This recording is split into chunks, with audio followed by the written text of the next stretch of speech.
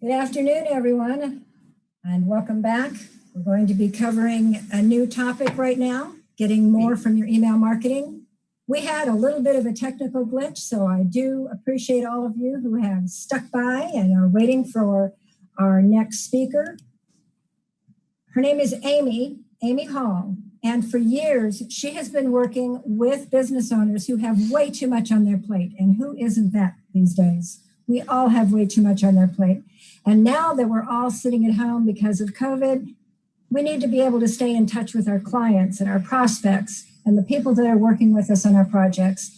This is what Amy is an expert at doing. She is a verified partner with MailChimp, and she provides hands-on email training, and she can give us a lot of good information in this next hour of how to get more from your email marketing. So I'm going to not talk a whole lot about her because it's her turn. So here's Amy. Hi, everyone. My name is Amy Hall, and I'm here to present Get More from your email marketing. I'm having problems with my sound, but I can hear myself talk. So that's the important part, right? Because everybody's here for me. No, not really. So I'm a MailChimp expert, and I build WordPress websites. I've worked with WordPress and MailChimp for a little over 10 years. I started the Carlsbad WordPress meetup. I'm helping to organize the WordCamp San Diego for 2021. And I'm also a SiteGround ambassador. But most important, I'm a wife, a mom, and a Grammy. I have 2 brilliant kids and 6 amazing grandkids, 3 girls and 3 boys, whose ages range from 12 years to 9 months. And honestly, being a grandma is my favorite job of all time. So we're here to talk about using email to its fullest potential. And there's kind of a secret to using email. And it's all in how you think about it. So email is an avenue to communicate with active and inactive customers. And you're going to go where your customers are, and that's their inbox. And you're going to engage your customers and your inactive customers and potential customers to push them into your sales funnel and then push them down farther into your sales funnel and buy from you. So the 4 things that we're going to talk about today is engagement, segmentation, automation, and consistency. So the first thing is engagement. I think this is probably the hardest one for people to do. I'm an introvert, so it's a little bit harder for me. So it's the mindset you have to have around the engagement. Engagement is not a one-sided conversation. That's not engagement. Email needs to be a conversation, which means you're talking to people and people are talking back to you. You need to build relationships with your emails. Think person to person. You're only talking with one person at a time, and you're building a friendship with this person. It's easy to walk away from a brand or a product, but it's harder to walk away from a person. So the way you create engagement is to add engagement points to your emails. So ask them to click reply in your email. I understand that this can be a lot more work for you, but not only should you be doing it, but if you have a customer service department and a marketing department, they should be in on it. And the reason why marketing should be in on it is because these answers will direct your future content. You'll see what people's questions are. You'll see what people's pain points are. You'll see what people's needs are. And you'll be able to get more targeted content and Therefore, it'll be a faster sell because you'll be answering their questions and talking to their pain points before they even know exactly what they are. You can ask them a specific question and ask them to respond to you. So instead of just responding to the email generally, you can ask them a specific question or a general question about your industry or your product. And if you ask them a specific question, you're going to be controlling the conversation. So you'll get a little bit more targeted data that way. And the thing about it is remember, this is a conversation. So reply back. Thank them for their emailing you and send them a resource if you have one. And if you don't have one, acknowledge that, say, hey, I never thought about making that resource. That's a great point. I'm going to write a blog post. I'll get it done next Thursday. I'll send it out to you when I get it done. And then actually send it to them. Great. It's just good customer service. Surveys. I'm sorry. The next one is ask them to click. That's easy. We all send out our blog posts, ask them to click, read more to read the entire blog posts. We'll get a little bit more into that when we get into segmentation and surveys and quizzes. Ask them to do something like take a survey or a quiz. These are perfect. So a survey you can use to educate yourself on your customers' needs. So you ask a question in the survey and you give them 4 different answers, and you can see exactly what's going on with them that way, but only in the context that you gave them. A quiz is used to educate your readers, and it's used to give them information in a question form so that they can distill things down and actually understand what they need a little bit better, or what the outcome is that they want a little bit better. So quizzes are used to educate your readers. Surveys are used to educate you. So you're going to segment to sell, and my brain likes nice little boxes to put everybody in. Not everybody hits these boxes, but these are kind of who I think of when I'm writing emails. So we have the newbies that sign up to the list. They don't know anything at all. They're super hungry for info. They want to know, they want to learn what's the best thing that they can get, or what's the best way to cook tomato sauce. I mean, I don't know. They just want more information. And intermediate users, they know some things, but they don't know everything. And so they need to know about the features and the bells and whistles. They need a little bit more complex information. They want a deeper dive. And then you also have the loyal and advanced customers. Now, these are your customers that they love you, they know you, they think that you can do no wrong, but they want a lot of industry information. They want an upper level, communications. They already know a lot. They know a lot about your product or a lot about your industry, and they want to be kept apprised of the news, and they also want community and connection. So if you can call them out, like if you could use them and do case studies with them and call them out, you're going to build a really good connection with them and set them up for success inside of the community. And then there's people who just want it done for them. And the bottom line is they want to know where to buy it. But these people don't always know what they need. They may know what they think they need, but they don't know if that's actually, but they don't know that they don't know. It may not be the best way to do things. Okay, I hope that came across. So segmentation. You're going to segment to sell. A lot of people will think, oh, I need to segment by the event, or I need to segment by demographics. Yes and no.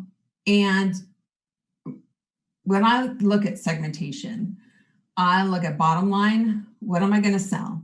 Because that's the object of all businesses, is to make money. So what are you going to sell? So by taking the engagement points that we did earlier in the talk, now we're going to look at how to segment those engagement points. So when somebody just clicks reply and replies to your email, there's no way to segment that automatically. You're going to have to do that manually. So you're going to have to go into your email service provider and choose the right tag or group that you want these people in so that they get the information they need to be able to buy from you.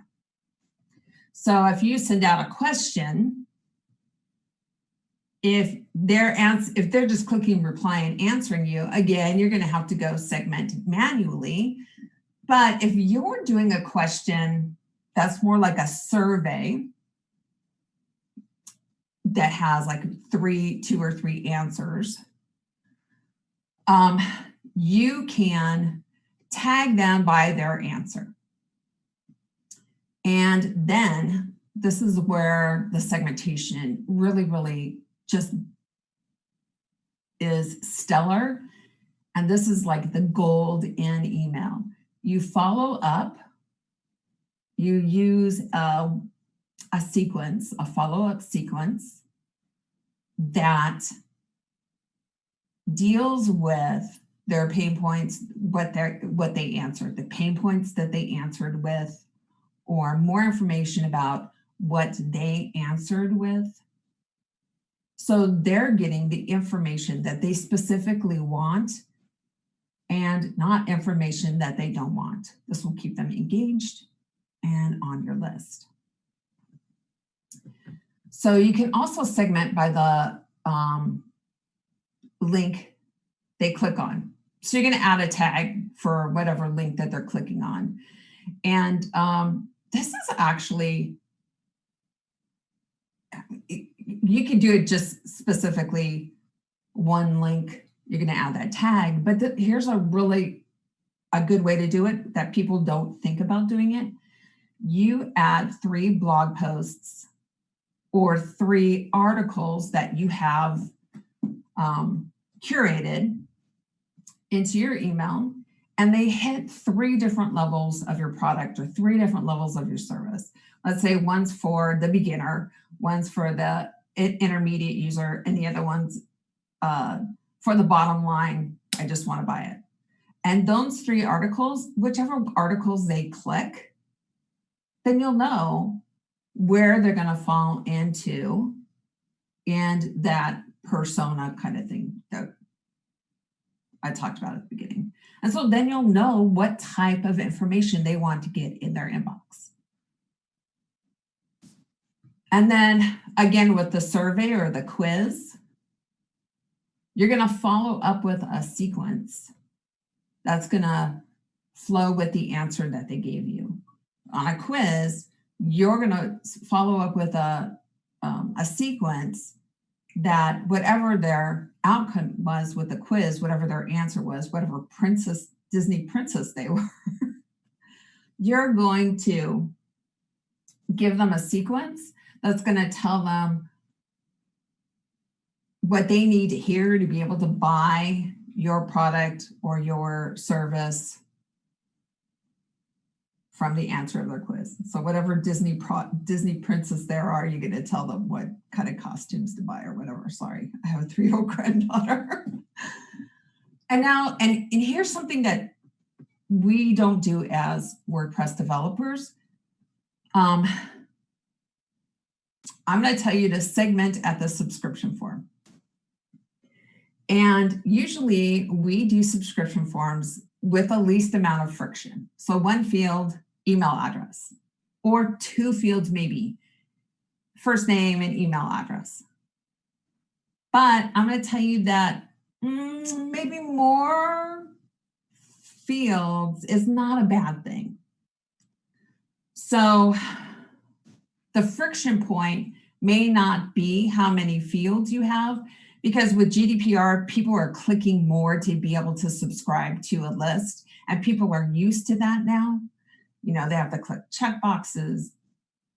So they're used to clicking more to get on the list.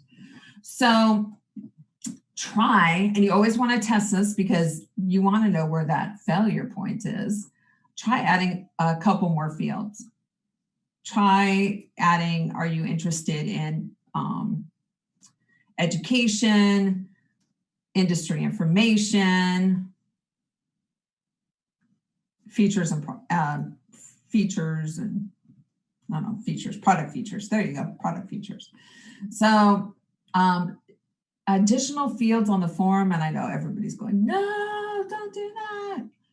Yeah, test it, because you may not get the friction that you think that you would get. So this is my favorite part of email marketing, is the automation. I love the puzzles of automation. So first off, welcome emails rule. They have the very best open rate of all the emails, the very best engagement of all the emails. And why? Because people expect them. They watch for them. Usually, you know, you've said, oh, here, please get this free PDF download, or please get this free course in your email. So they're watching for them. They're looking for them. So they go open them. One of the good things to put into your welcome email is a question. What's your biggest issue with? For me, I would say, what's your biggest issue with email? Or what's your biggest issue with MailChimp? And now from those answers, you're going to get data that's going to inform the content that you're going to write. So you're not going to be writing in this big black hole thinking, oh, my audience wants to read about how to change link colors, when actually they want to read about how to put their first name in when an email. What's the merge tag for a first name? So that question will give you a lot of data. And then follow-up sequences. So automate a follow-up sequence and focus on how you can solve the pain point without being too salesy. And you've gotten these pain points. You did the survey, you did the quiz, you asked the questions, they're clicking on the links. So you're informed now with their pain points. And in this automation series, in this welcome series, you want to do about 80% education and 20% sales. And you can decide how that goes. Are you going to have an email with 80% educational content and then 20% of the content on that single email is sales? Or are you going to do 80% of your email you send have education, and then 20% of the emails that you send will be sales only emails? Now, it's up to you how you do that, but it's the 80-20 rule. And cart abandonment, of course, always automate cart abandonment, because those are some of the highest purchased emails. People forget. People get torn away from what they're doing and they forget. So one of the things about lead nurture also is you have to think about how long is your sales cycle, and then have your lead nurture series approximate your sales cycle. So you want to think of your own sales cycle. What questions do people ask during your sales cycle? Answer these questions during your automations. When do people want to know about you? When do people want to know about the business? When do people want to know about the product? What kind of frequently asked questions do you have, and then answer them in the automation so that actually you may be answering questions before people even have them. Or they might not know that they need to ask that question. So you'll be anticipating their needs. And then that will train them that you are the answer to their problem. So the automation, and after purchase series. So always follow up a purchase with not just, hey, how's your purchase, but maybe some education on the purchase, especially if you have a tech purchase, education on the purchase. How can we help you? What can we do to make your experience better? After purchase series are such good customer service, such good customer service. And then a re-engagement series. So I'm going to go to the next slide because this is actually a whole section. This is like the gold is re-engagement. So if you haven't emailed people in a while, you need to re-engage them. It's not bad that you haven't emailed them in a while. You just need to go back and get them interested in what you're doing again. And cold subscribers impact your deliverability. So Gmail will see that not everybody in your list is opening your email, and they will think, oh, this one is not as trustworthy because people aren't opening it. So you want to make sure that you get those people to open the email or get them off of your list, because you want that list to have a high trustworthiness. It's just like Google. We have the same thing about Gmail and Yahoo and Outlook. They're all measuring the opens.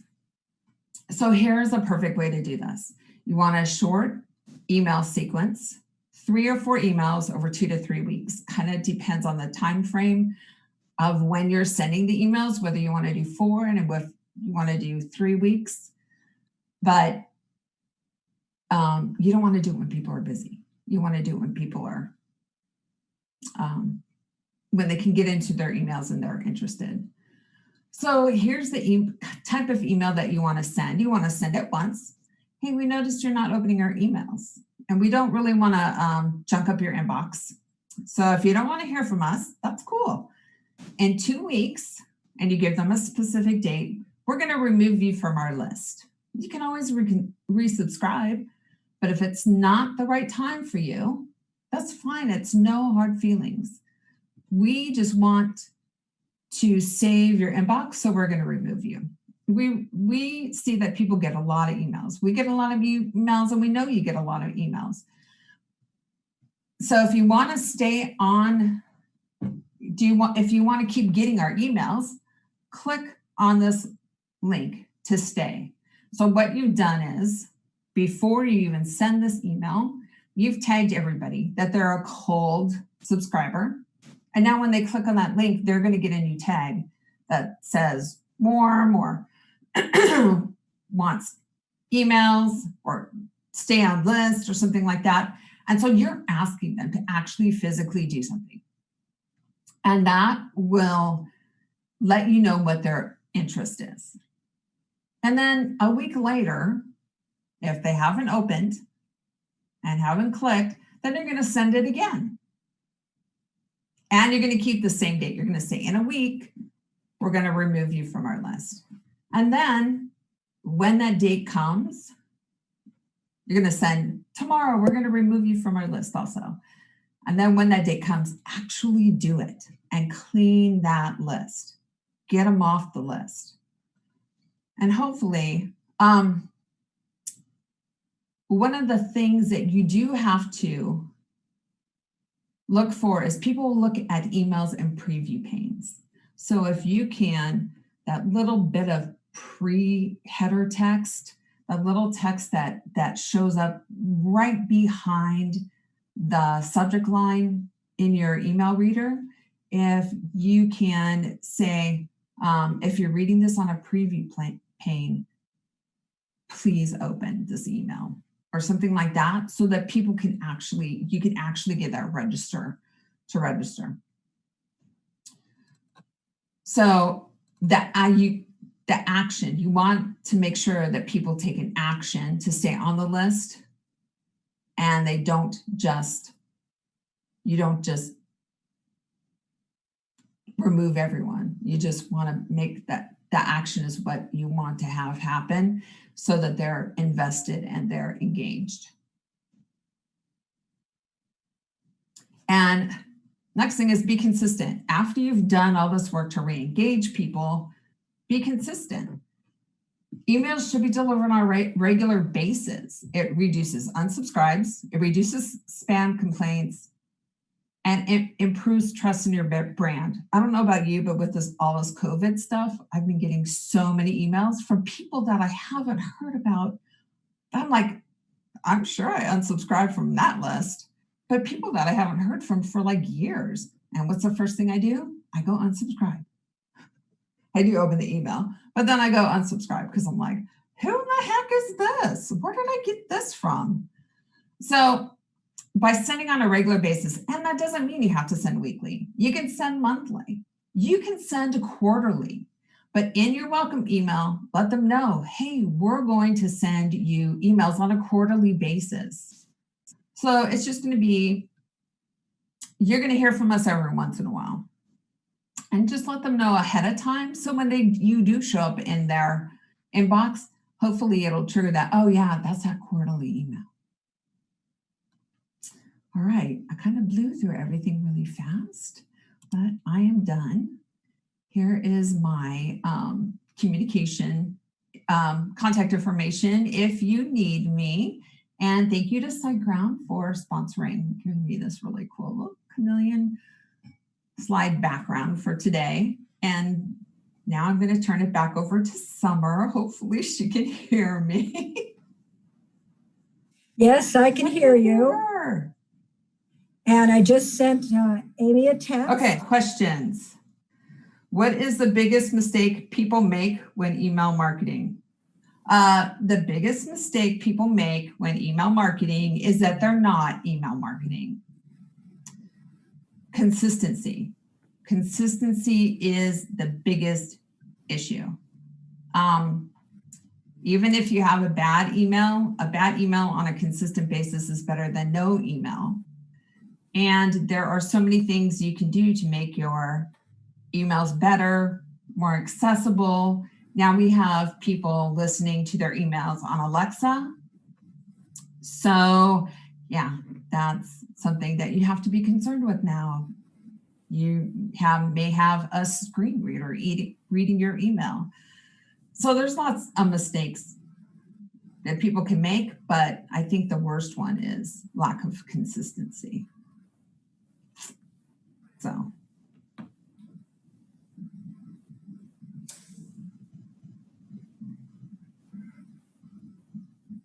I just sent over another email. What kind of training is available? Well, I do email training, so you can always contact me. Sorry, I don't think we're supposed to plug, but yeah. But like, there's digital marketer. I think that's the guy, digital marketer.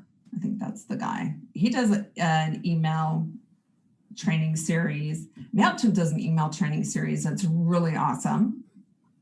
Most of the email marketing platforms will do an email training series, and they'll give you some really good information. But honestly, the best training that I've gotten for my email are WordCamps. Odd. Part of that reason is because an email is a tiny one-page website that you're sending people to read your information on. So a lot of the things that we do with websites to make them readable, to make them render well, to make them render, to add images, to add accessibility, because people don't always download images, and that's an accessibility issue. A lot of that kind of training is available at WordCamps. So yeah, that's been some of my best training actually for email, as odd as that sounds. And if you want a platform specific training, you can go to that platform. You can always go to consultants like me. If you want strategy specific training, I would say a consultant is probably your best answer, because they're going to be familiar with your industry. And I think, you know, email's different for every single industry, and you know your industry better than anybody else. So. Well, we are still experiencing a little bit of technical difficulties, so I am texting Amy the questions to answer. So please feel free to enter them in chat, and I'm sending them over to her.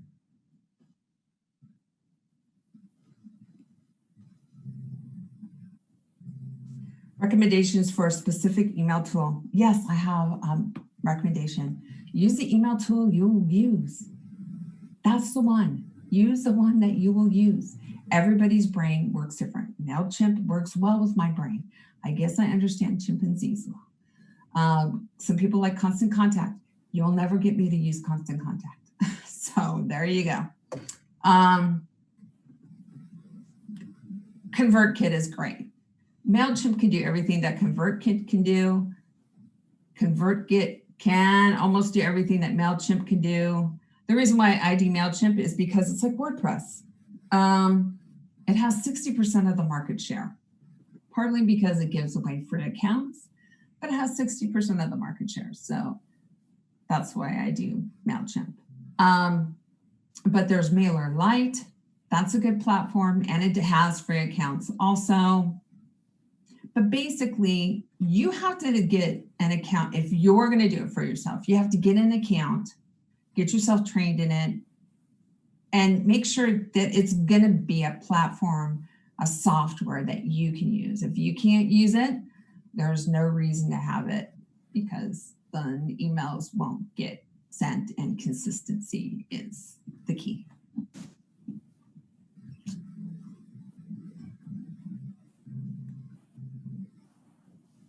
If not in the UK, do we need to worry about the GDPR you mentioned? Kinda, sorta, no, yes. All right, so there's not only GDPR, there's a Canadian spam law, and then there's a California CAP.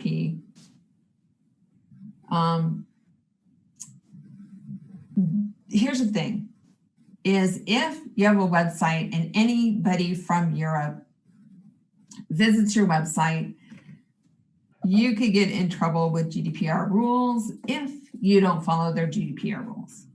And here's how I tell people to make sure that they're following GDPR rules. So number one, you tell them first, subscribe and get the free opt-in offer. In America, we do the free opt-in offer first, and then we say subscribe. No, subscribe first. Tell them what's really going on. So be upfront and be truthful. Basically, when GDPR came in, we had a lot of changes go through our website platforms and email platforms, and they all conform with the Canadian laws and the Californian laws now. So we're not, it's not that much of an issue.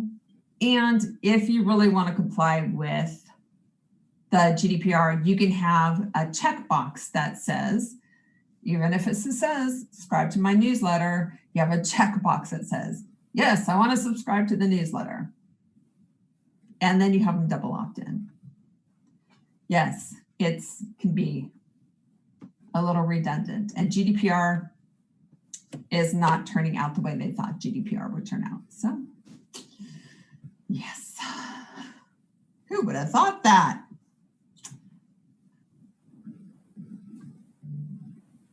How to prevent emails from going to spam. Oh, yes. Spam is delicious, but not necessarily for emails. I actually have an article on my site that talks about how to prevent emails to go to spam. A lot of it is your domain name. So every email service provider, you can get them to send from your domain name. So they're going to mask their email address with your domain name. And you have to authenticate your domain name with the ESP. So you're going to have to put a little snippet of code on your domain name server, your DNS. That's number one. Never send from a Gmail email address. I can't tell you how many people are like, all my emails go to spam. And I'm like, oh, you send it from Gmail? Oh yeah, you can't do that? No, you can't do that. Yes, do not send from a Gmail email address. Get a domain name email address. Verify it with your service provider, and then put that snippet of code on your DNS so that your service provider will be able to mask and send the email as you. And then just make sure you're trustworthy. The spam words in the bodies of the emails and in the subject lines, they're not as tight as they used to be. And Gmail, you have a lot of issues with Gmail. Gmail's just, my nemesis, my evil nemesis is Gmail. Because it puts everything in a spam filter. It absolutely puts everything, or just kicks it out. A lot of times you'll receive the email and it will just drop it into your email, but not in your inbox. So if you search for the subject line, or you search for the email address, it'll be in there. It just never landed in your inbox. Gmail is challenging. But there's a lot you can do to prevent it going from spam. I mean, telling people on that welcome email, hey, whitelist my email address so you're going to always get your emails in. There's a lot you can do. I have a blog post. You can go read it. Does having very few opens by the recipients cause future emails to go to spam? Yes. It will not necessarily spam, but it will cause them to not be delivered. And that's why you need that re-engagement campaign, and you need to clean your list. I am cleaning my list. Every time I send an email, I clean my list beforehand. And I realize I'm a little bit odd, but cleaning your list, you can't, yes, clean it. I used to be a retail manager, and I used to tell everybody, if you have time to lean, you have time to clean. So if you have time to send an email, you have time to clean your list before it goes out. And you want to clean off those old spam, the .rus. You want to look at it. You just want to take a glance at your list, at the newest emails that have come, addresses that have come in, and look at them and make sure that they're not spammy, because the more spam emails you have on your list, they're called spam traps. The more spam emails you have on your list, the more likely your emails will get routed to the spam folder, because Gmail will actually sign up for your email list with a old nasty email that's actually spam, just to see if you send to it. Yes. Things are subversive. No. Okay, so this question is it okay to buy a list? No, never buy a list. Now, if you're a realtor and you get a list from from your realtor area, you know, your Sandy Car or whatever they call it, wherever you are, your association of realtors, that's okay. And you want to be very, very careful with those. But buying a list, number one, I don't care who you are, the most reputable people people that I've seen buy list froms, they get all sorts of crap on their lists. I mean, I have a client that bought a list. It was 10,000 email addresses. We cleaned it. It went down to 800. 800 valid out of 10,000. So yeah, it's not worth it. Honestly, it's not worth it. It's not going to give you a leg up on the competition. Better thing to do is to buy Facebook ads, spend that money on a Facebook ad that sends people to your website to subscribe for your email. Much better use of money. Is it okay to use Google Suite with my domain name? Is that masking? I have Google Suite. I use it with my domain name. That's not masking. So masking is when every email that comes out of an email service provider is going to be sent from their email address, not yours. And so what masking is they just come and slip yours over theirs. And so it looks like it's coming from yours, but it's really coming from theirs. But it looks like it's coming from yours. Yes, I use Google Suite. That's why I hate Gmail so much. I know the issues with Gmail intimately. Wow, a lot of really good questions.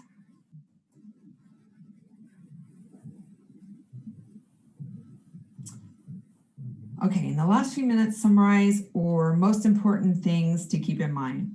Consistency. Consistent, consistent, consistent. Welcome emails. Welcome emails are going to raise your open rate on your list. They have like 60, 70% opens usually. I mean, they're crazy great with opens and click-throughs. And so the higher you can raise that open rate on that list, actually Gmail looks at that. It's automagical. I don't know how they do it, but Gmail looks at that. And the higher you can raise that open rate, the higher you can raise that delivery rate, because your emails are actually getting delivered and open, the better off you're going to be. And the more emails are going to land in the inbox. It's like website traffic. You have to have traffic to get traffic. Same thing with emails. Your email, you have to have a good email delivery rate to get your emails delivered, because Google runs everything. Right. So consistency, welcome emails. Always send a welcome email. Welcome series too, but welcome emails at the very least. Anything else?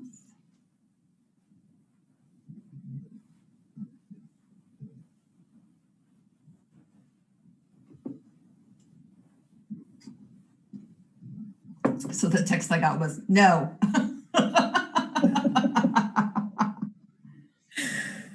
Cool. Well, I guess I'm done then, right? That is so great. Thanks for listening. Thanks for attending. It's been an interesting experience talking to myself in my room and not even be able to hear anybody and just laughing at my own jokes like I do every single day. Well, this has been an experience. I'm Amy Hall with amyhall.biz. Thanks. I love email.